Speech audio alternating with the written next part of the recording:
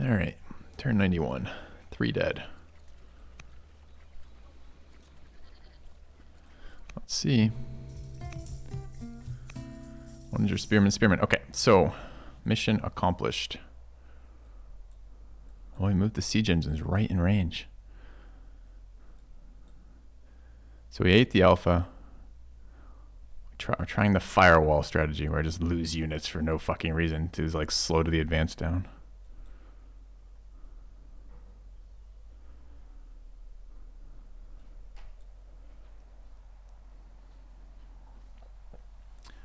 All right, so Spy Master and Air. Become a Pathfinder. Or gain a Fisherman. Okay. Anything else? Both over 200.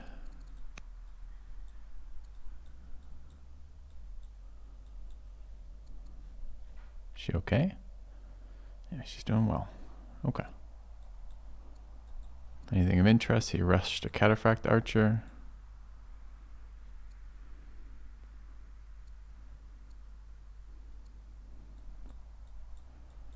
He killed the siege engine on top of that, which is to be expected.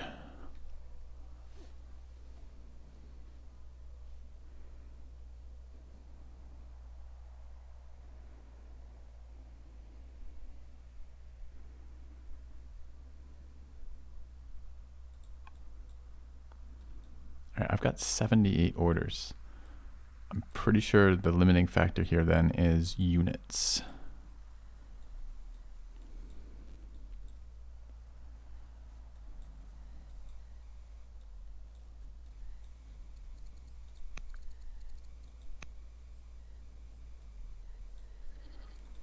Of course, it's a 6-worker turn.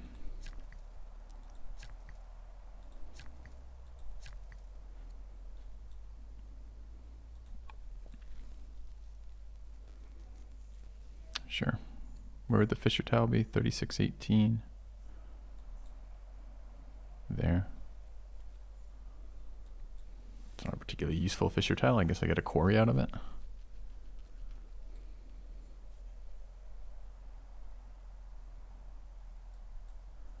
Or if I get the horses out of that quarry. Anyway. All right, let me take a couple seconds to see what we can do with this here. All right, after some exhaustive searching, I found a sequence that I like. So here goes. All right, the goal initially was break into these siege engines on flat ground, which means I have to kill one of them to get the horses across because I don't control this fucking tile. And then clear out these Cataphract Archers. I mean, the spears are here for a reason. They're supposed to be close enough to attack horse archers that are in far, which they are.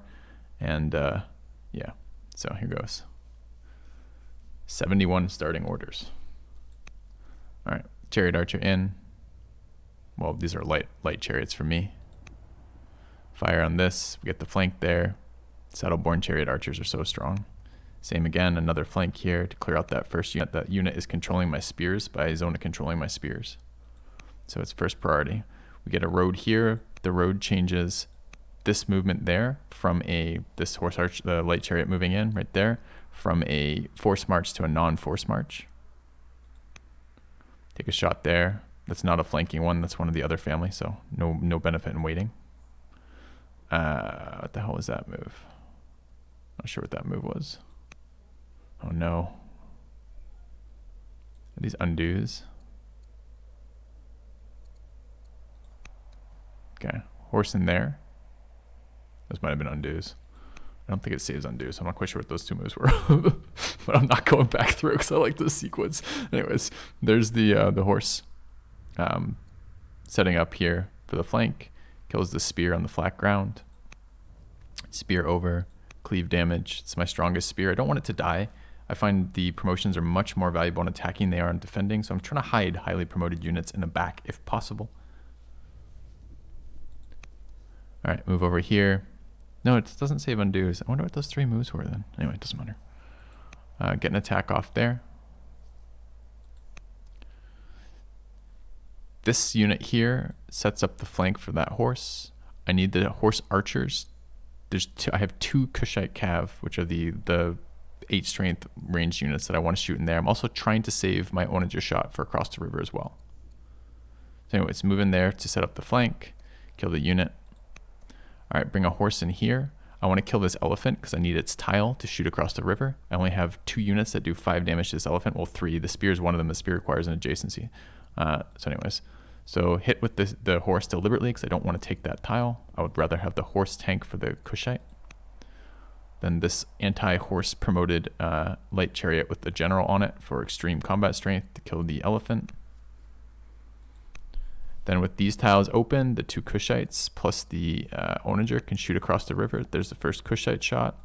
There's the Onager shot. And the middle one, this is the splash upgraded one, doing damage to both. The 2 Kushites alone couldn't kill this. They leave it at half a health. With the Onager splash, they kill it. Kills that. Once that's open, I can now move across this river tile. We bring in here to finish off this other Polton Cav. We killed one of them was a Cataphract Archer. The first one was a Cataphract Archer, tanky boy. These are just, I think the rest of these, not these here, these are still regular moves, but there's a couple force marches coming up here in a second. It might have been that first one that I didn't know what the hell, where it came from. One of the horses might have been from far away because I pull in a horse from here and a horse from here, and then all of my reinforcements waiting in there are deployed this turn. So anyways, killed the other Polton Cav, slam into that axe. It's not going to kill it, but it's still a big hit, so I think it's worth the order. All right. This is a non-force march from over here. Still at 223. I think we've only done 1 force march at the moment. Clear that out. That's a force march. This one's some super far away. But I can't kill this with just 2. I need 3. So, and I want to kill them both. So there's the second attack. Then we clean it up. Then we bring in another horse archer, not a force march there. Hit it with 1, kill with the other. Okay. And now we're back to where we're caught up. That took way too long to figure out, but that's part of the joy of the game is figuring those out. I don't know. I mean, we're in a position to get cleaned up by his reinforcements for sure, but also cleaning that out seems really good. I mean, what was that? That was Onager spear, Onager, axe, elephant, Cataphract Archer, Polton Cav. At least. It might have been another unit in there too. Oh, there's another spear in there. So it's 2 spears, an axe, an elephant. That's 4. 3 Onagers is 7. Cataphract and a Polton is 9. So I think I got 9 units there. We'll see. All right. So next thing, let's kill this boat. Does it matter which one kills it? I like controlling his ability to reinforce here, and also I maybe should have done this first. We're fighting enemies that are not totally happy here. If you look at the shots in there, that one's friendly, but he's got 2 other families in here, one of whom is not. Oh, it's my friendly. So that guy is not anything. That one's neutral. This one's at -5% from upset family. I think he had an angry family in there too, but I might have already killed all the units from it. Anyways, yeah, his third, this family here for him is angry. I checked at the beginning to look for any combat bonuses. So maybe what I should have thought about doing is, it probably doesn't matter. And this is it's a ranged attacker, it doesn't matter. I was thinking maybe the kill would get in there, but it doesn't look like it does. So we're gonna attack here, rather. Sink his boat. Okay, I've got a decision here to make. I wouldn't mind pillaging more of his nets. I wouldn't mind taking some damage on this unit, although we won't kill it before he gets it away. I think I would also really like an anchor.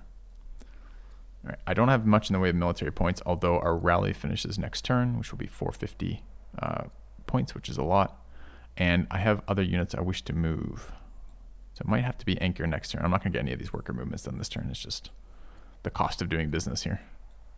But I think business was good today, so we'll let it be. I would actually really like to hear in the comment section if you guys prefer watching me figure out all the moves with all the undos and then coming back to a sequence, or if you prefer this. This seems a much cleaner method for me to convey the final decision making for you guys. It's a lot of pip hunting otherwise and takes a lot of time. So I think it makes for just a more concise and more interesting to watch video personally. Okay, the upside of this turn is we can go back to building some siege engines since I have some stone. So Fire that off. This is finishing next turn, as is this horse. I almost want another light chariot, but I think I'll just take the horseman. Okay, 4 actions left. No tutor actions right now. This girl is dying. He's governing, and he's already tutoring. The rally action is done. There are influence actions being fired off, but I don't think I need any more right now that are not conversion. Don't want to spend... I could rush some stuff here. What would I want to rush? Spearman on the front would be good.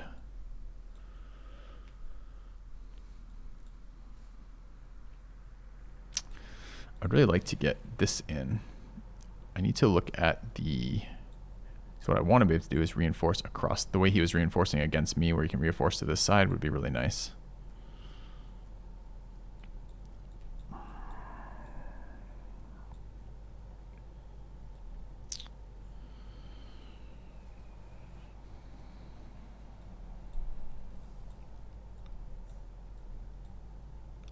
These are going to get cleaned the fuck up, sadly. They're all clustered. I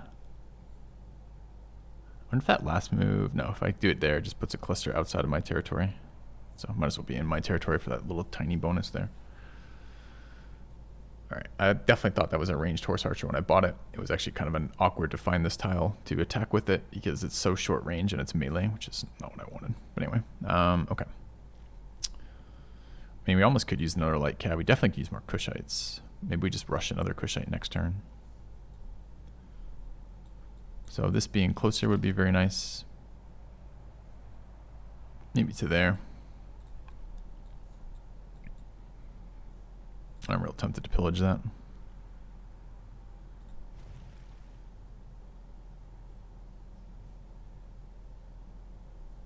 There's no way he's building something growth based there, so it may not be that important, but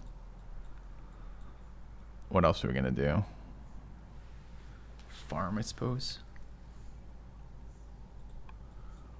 Any really essential workers? Garrison workers in particular stick out.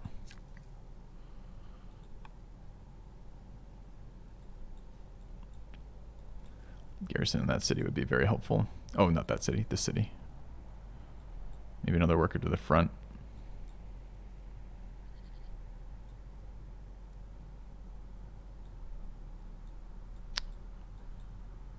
I think I'm pillaging. I want to get these out of here next turn. So let's pillage that. Okay. And we're going to take... I don't think Pathfinder is very relevant. I guess I need to know how many camps we have. That's her. It is her. She's a spoiled deal maker. Spoiled's gonna hurt. Oh, spoiled's not what I thought it was. I was thinking it was the extravagant. Camp and net. So camels, elephants. All right, we have very little, I guess, fur. Still not a lot. And this city doesn't need to double its growth. So we're going to take the specialist now. Okay. All right.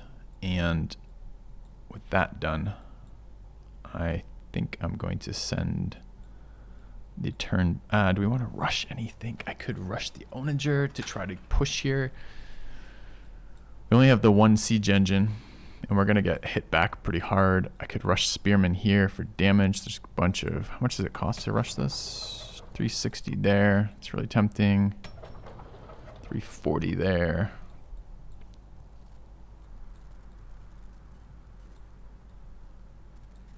This horse isn't a bad thing to rush either. 370.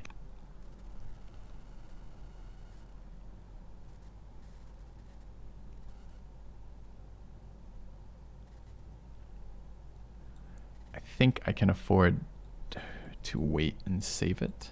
I think.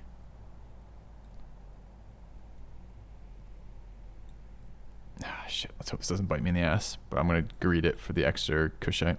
So we have 2 horsemen finishing next turn, right? 1. We have 1 horseman finishing next turn. I suspect all my horses are going to die. Still, I've got an entrenched onager. He's got nothing in range. Worst case scenario, I pull back a little bit. I think I'm just going to send it back as is. Okay. Interesting. So a patch hit between these turns. So it was 300 instead of 550. I think it's a much more reasonable amount of military points. Okay. The counterattack. My opponent told me in DMs that he concedes here.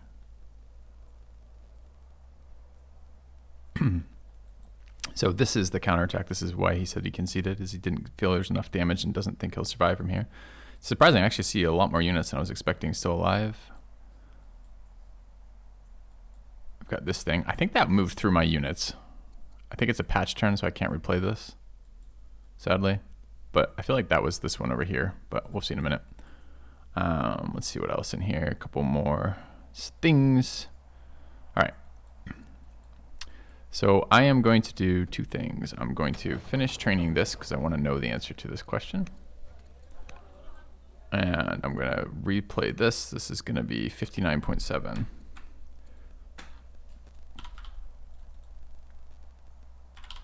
And then I'm going to send it back to my opponent and get him to send it back to me because I want to see the graphs, and I'm concerned if my opponent doesn't actively concede, it will not show the graphs. So the game is over here. He conceded. That last turn was too much for him, it looks like, with his counterattack, and he doesn't feel comfortable. I'm not entirely certain. I'm not sure. I can't see from his point of view. This feels like a 4 second still defend, but perhaps it isn't. So I'm just going to now end turn, I think. All the production's assigned. I'm just going to send it right back so that he can surrender, and we get stats for the next turn. So. All right, so there's the actual surrender. And I'm quite curious now about a number of things. So I want to see the graphs. Yeah. All right, we checked earlier, and it was just coming from, you can only see your own, which makes total sense. You should never be able to see your opponent's graphs mid-game. I did ask him. My opponent told me he spent 126 legitimacy, or 12.6 orders on per turn, 12.6 orders per turn on buying Scythian units. All right, so I haven't looked at this yet. So let's see how they break it down to begin with.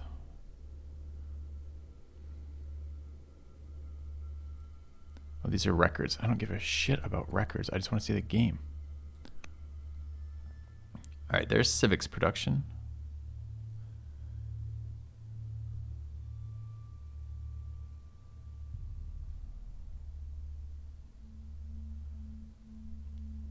So similar.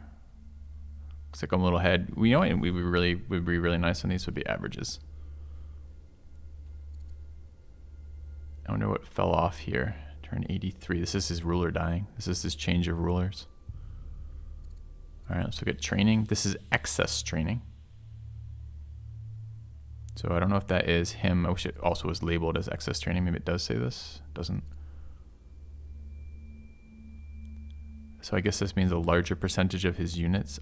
Either he's not building, I can't tell right from this, right? Either he's building more units and therefore his excess is lower than mine, or he is, was I ever making 389? Or he has less production as training as a whole. It's interesting. This is the graph I was very interested in. Science. So what do you think this was? Is there a graph that shows me rulers? Because that seems necessary. This is a new feature, so they're just starting to implement these. I should take some notes of things that I'm interested in seeing. Because, for example, look at this jump. Turn 5. He basically doubles my science on turn 5. I'm at 14. We're both at 14 on turn 5. Something occurs. He goes to 22 on turn 6. Went up to 29 on turn 11. And then he's basically equal to me all the way through the rest of the game. This is one of my major rulers dying, right? And then he just spikes ahead. That's really interesting. So this is his ruler, his old ruler dying. I wonder if this includes my, I don't think this includes the inquiries. So I'm only in this game from science from inquiry spam, which is interesting. Wonder what was driving his science. This is actually called money production. This is called training production too. So maybe it isn't excess. Maybe it's full. Can't be. If I'm at -6, that can't be full production. That's got to be excess. Okay. Dude, look at that. So his families were, after his leader died, he was just not able to recover from that. They were hammering his gold. -500 gold per turn at turn 83.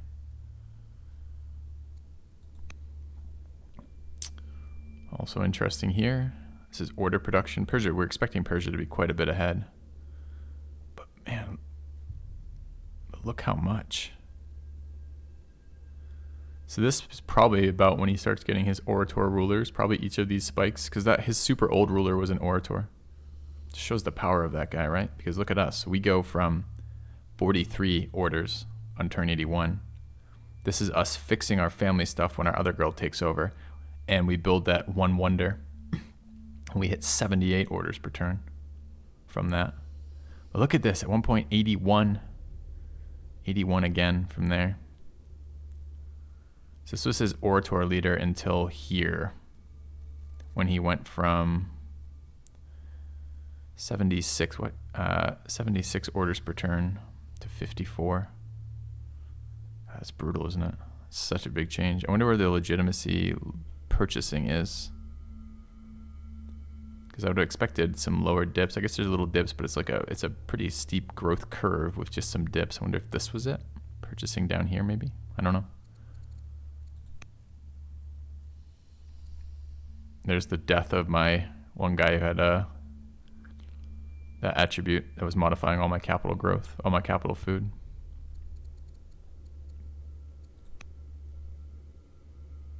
You can see towards the end of the game where I start focusing both food and iron. So I got ahead of him in stone early. Those are my early wonders. Well, I thought didn't my early stone come from events? I don't remember now.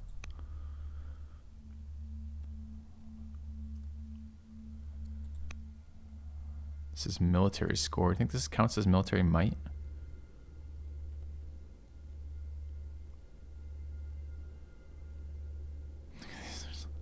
Look at that. I assume that was the turn that we just fought. Started at 3,500 and then went next turn to 2,500. I don't know what those scores mean. Territory owned. Territory explored.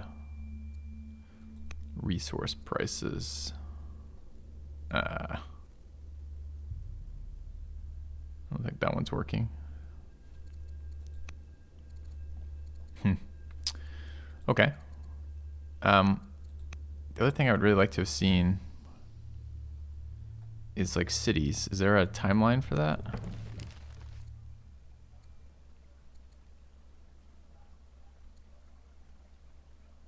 View my history. Can I view his history here? Yeah, I can.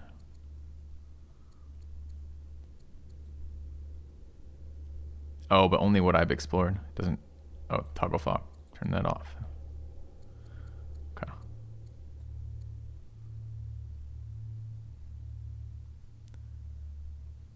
So I'm buying tiles at the beginning of this game. Both settle same city spot second. Get my third slightly ahead of him. I go to 5 pretty quickly. He catches up to 4 there. That's 5 for him.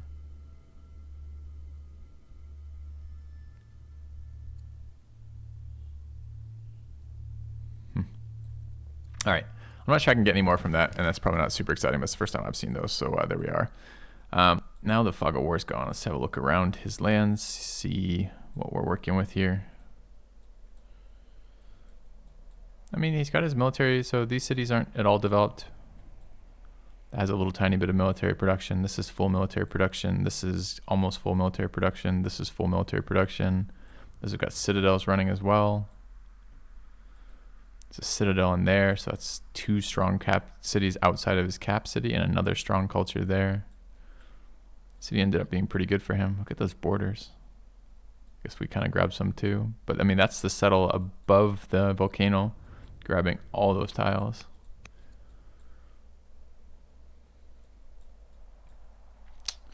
I don't know, it was a close game.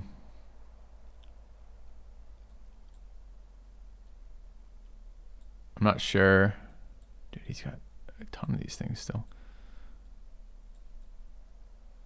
I think that's the friggin' thing that was right there. Did it just walk past me, ignore my boat zone of control, and just fucking carry up on the coast and just unembark over here? Seems like straight cheating. Fucking thing. He already repaired this one too. It's funny. I wondered where his scout was up here. Did he just not have good vision? Because I don't know if he knew about this line of units there when he moved in as aggressively as that. I have no idea. Maybe just didn't think I could kill as many. I thought after this city went back to him and that push came through, the turn that I missed the fact that he had this friggin' tile, which was the bane of my existence right there. This fucking tile, giving him river access. When I lost like 4 units by my cap from that, I thought I lost the game at that point. It was really close. And I did one other thing I wanted to check this turn, which is how much does this make? So we went from 59 to 73. Still pretty good. That was a powerful event, the one that gave me the free ministry in there. I wonder how it shows those tech scores. I should ask him what techs he was on. Is there any way to see? Looks like he's having family problems here as well. Is happiness not on that friggin' surprise family happiness? That should be one of the things that would be there, like family standings during that whole would be useful. Anyway, tight game. I'm not absolutely sure why. Like, I don't know if I'm not sure why I won necessarily. I'm not even sure why it was as close as it was. Is it just us each making tactical decisions that are wrong? Or strategic, rather. I guess the tactical we did fine. Like, he's killing units, I'm killing units. Anyway, that was a nail biter for me. Very close. I'll probably upload this one. It was interesting from my point of view. There's a lot of combat, some back and forth with the cities. Fair diversity of units being used. All around interesting for me. So, anyways, hope you guys enjoyed. Let me know.